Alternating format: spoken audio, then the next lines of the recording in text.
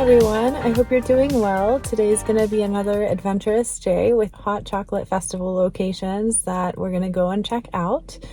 When we come home, I do have a chronic illness chat planned for us as well. But until then, let's go enjoy some hot cocos and sit back, relax, and perhaps you can have a hot cocoa of your own while you're watching this.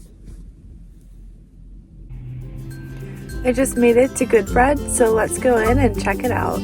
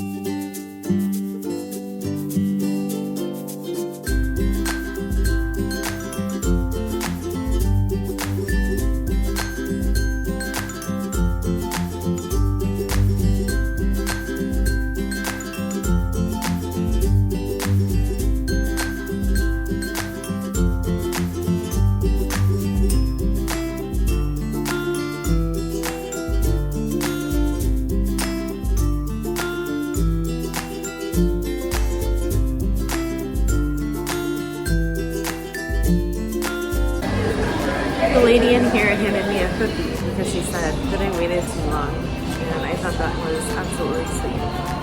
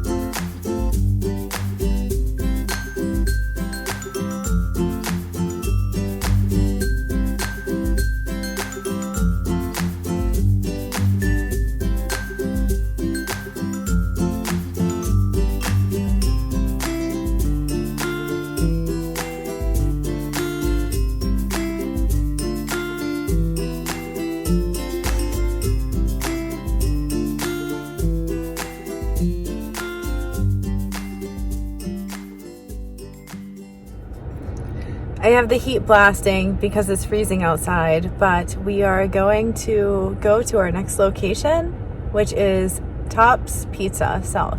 So let's go.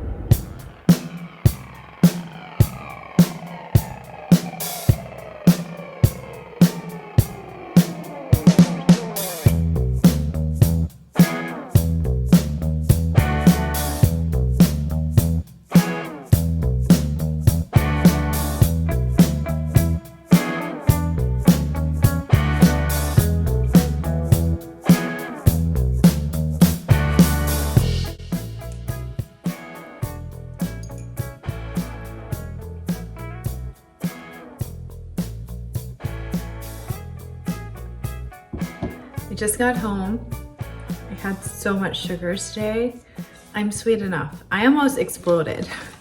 I had to take Zofran, but everything was absolutely delicious. I think that's all of the hot chocolates that I'm gonna try for today, just because that's quite a lot to handle.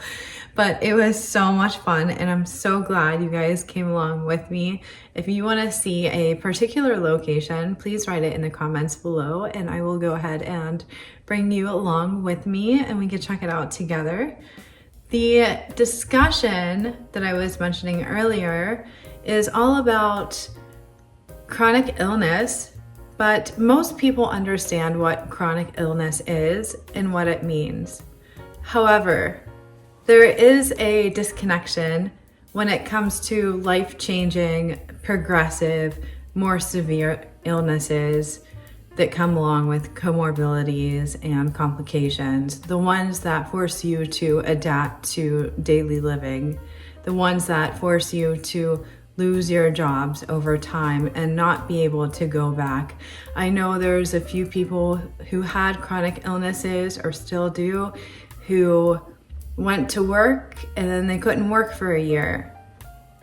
That is completely different because you are able to go back to work. What I'm talking about are the people who are not able to go back to work because they're too sick and their illnesses are too unpredictable to be a reliable person to go to work.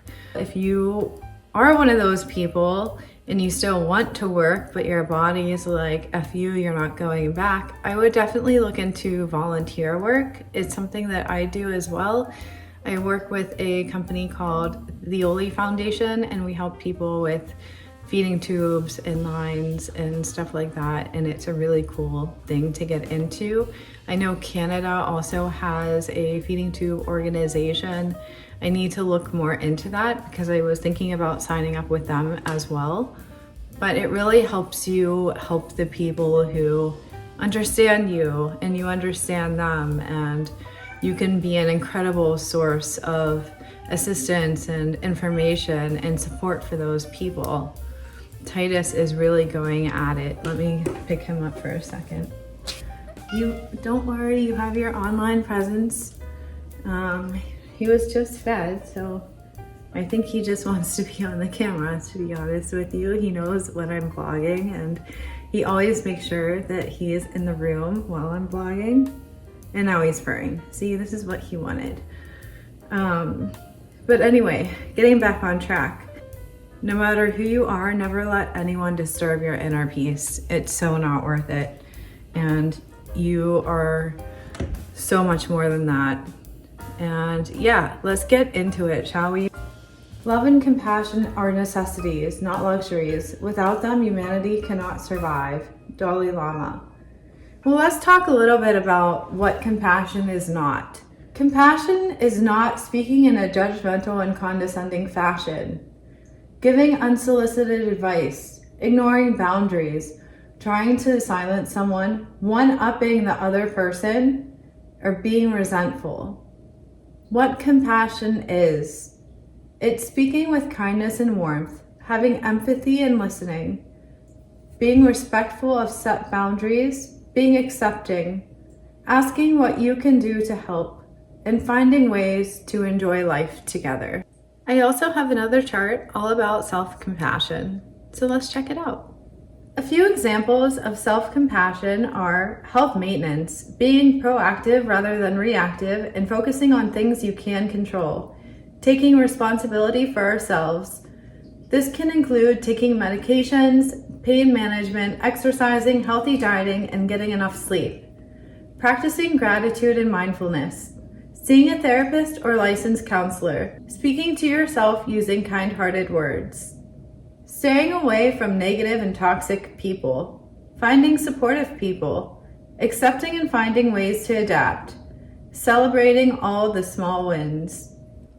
And while millions of people suffer from severe pain, even daily, it's really important that we try not to one-up each other and that we stay supportive and empathetic, because one-upping each other just pushes us farther into isolation, and the people with life-changing, chronic, disabling health conditions are already isolated, and it's very difficult to branch out and stay social and stuff like that. So it's extremely important to stay connected with one another. With all of this said, I'm just gonna end the vlog here and let you discuss it with friends and family members and people who you think need to hear this. And I also want you to know that you are indeed incurably awesome. I'll see you next week, guys.